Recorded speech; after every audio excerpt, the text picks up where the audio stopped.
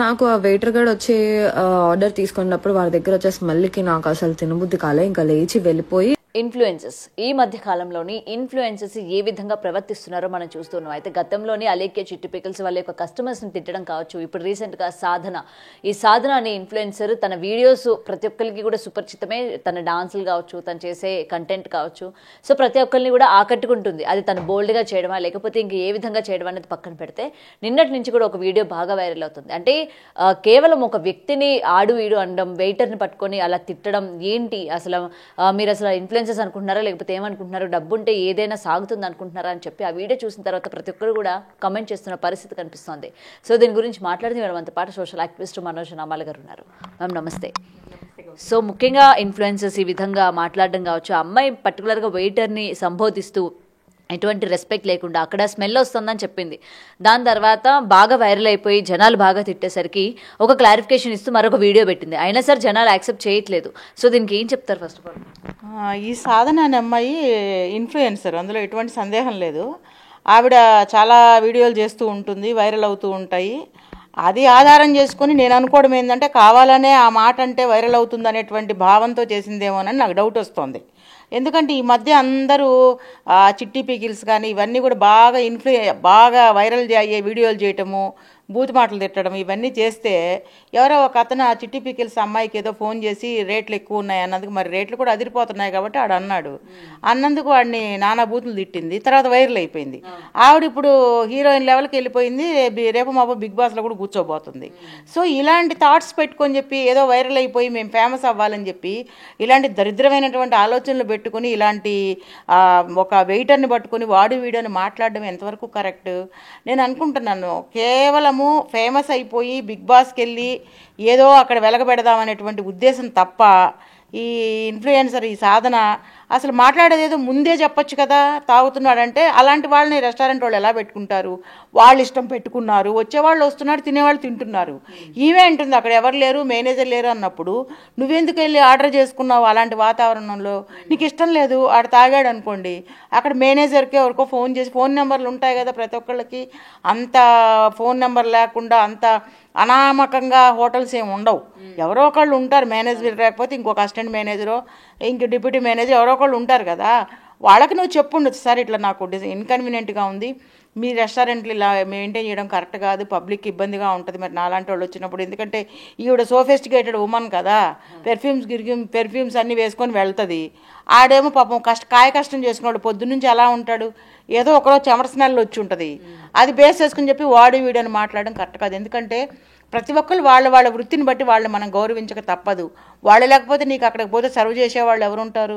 నువ్వు 3 స్టార్ హోటల్కి వెళ్ళినా 5 స్టార్ హోటల్కి వెళ్ళినా కూడా నీకు వడ్డించేవాడు అక్కడ సర్వర్ ఉంటాడు, వెయిటర్ ఉంటాడు, వాళ్ళు నీకు వడ్డిస్తారు. వాళ్ళు వడ్డిస్తేనే నువ్వు తినాలి.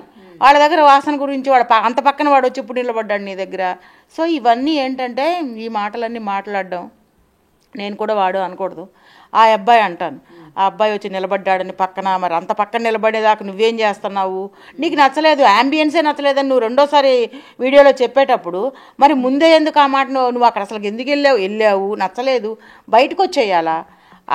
పర్టికులర్గా అతన్ని పర్సనల్గా అతని యొక్క బాడీని గురించి మాట్లాడటం, స్మెల్ వస్తుంది, గుట్కా వేసుకున్నాడు, తాగాడు అన్నప్పుడు వెంటనే లేచి వచ్చేయాలా?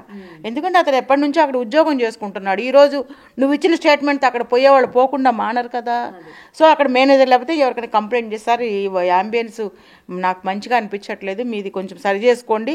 ఇప్పుడు మేము కూడా హోటల్స్కి వెళ్తుంటాం గౌతమి, ఏదైనా మనకి ఇలా అనిపించినప్పుడు మేనేజర్తో నేను మాట్లాడతాను డెఫినెట్గా, సార్ ఇది కొంచెం నచ్చలేదు, అతను కూడా సరిగా సర్వ్ చేయట్లేదు, కొంచెం స్పీడ్గా చేయమనండి, కొంచెం యాక్టివ్గా మా దగ్గర కొంచెం మా టైం వేస్ట్ చేయొద్దని చెప్పండి అని మేము ఆయనకు చెప్తాము. తద్వారా అతను కన్వే చేస్తాడు. ఇలా ఎవరికైనా కూడా అధికారం అనేది ఉంటుంది, కానీ దాన్ని తీసుకొచ్చి అదొక వీడియో చేసి వాడు వీడియోని మాట్లాడి ఒక స్పెట్స్ పెట్టేసుకుని ఏదో పెద్ద సెలబ్రిటీ లాగా పెద్ద సెలబ్రిటీ అయిపోయినట్టు ఒకళ్ళని విమర్శించడము, ఒకళ్ళని అంటే అతను కూడా ఒక హ్యూమన్ బీయింగే కదా అతను. అండ్ మేడం ఇక్కడ ఇంకొకటి, ఆ వీడియోలోనే చాలా చిన్నగా వాడు స్మెల్ వస్తుంది నాకు నచ్చలేదు అని చెప్పడం జరిగింది. అండ్ సెకండ్ అంటే బాగా వైరల్ అయిపోయి తిట్టేసరికి తను డ్రింక్ చేశాడు, పాన్ పరాగ్ తిన్నాడు, లేకపోతే ఈ విధంగా ఉంది వాతావరణం అని అప్పుడే ఎందుకు చెప్పలేదు? అప్పుడు అంత ఇబ్బంది పడినప్పుడు తన చేతిలోనే ఫోన్ ఉన్నప్పుడు అవన్నీ కూడా తీసి చూపించవచ్చు కదా జనాలు, ఇగో జాగ్రత్తగా ఉండండి ఈ విధంగా ఉంది అని చెప్పి. మరి తర్వాత తను ఆలోచించుకొని మనం ఈ విధంగా చెప్దాం అనుకుంటారా?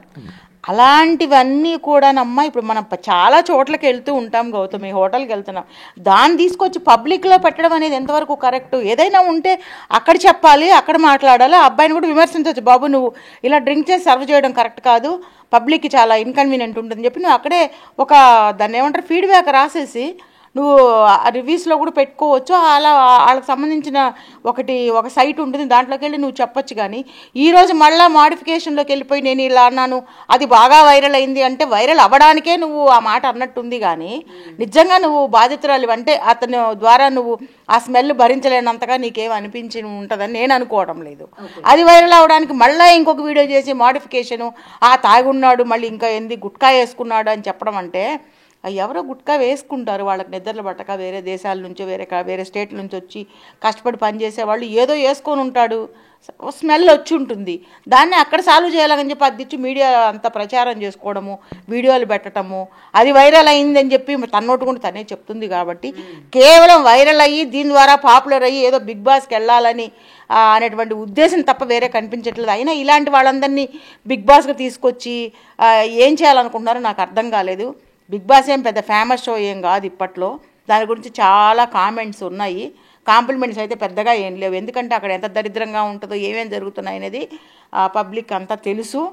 ఇలాంటి వాళ్ళని తీసుకున్నారు అంటే ఇంకా మనం ఏం చేయలేం దానికి. అండ్ బిగ్ బాస్ ముఖ్యంగా అందరూ టార్గెట్ కూడా ఇదే మనకి బిగ్ బాస్కి వెళ్ళడానికి. ఎందుకంటే గతంలో అలేఖ్య చిట్టి పికిల్స్, ఇప్పుడు మనకి బిగ్ బాస్ ఈ సీజన్లోని ఆమె ఉండబోతుందని చెప్పి ఆల్రెడీ నేమ్ అయితే వినిపిస్తుంది.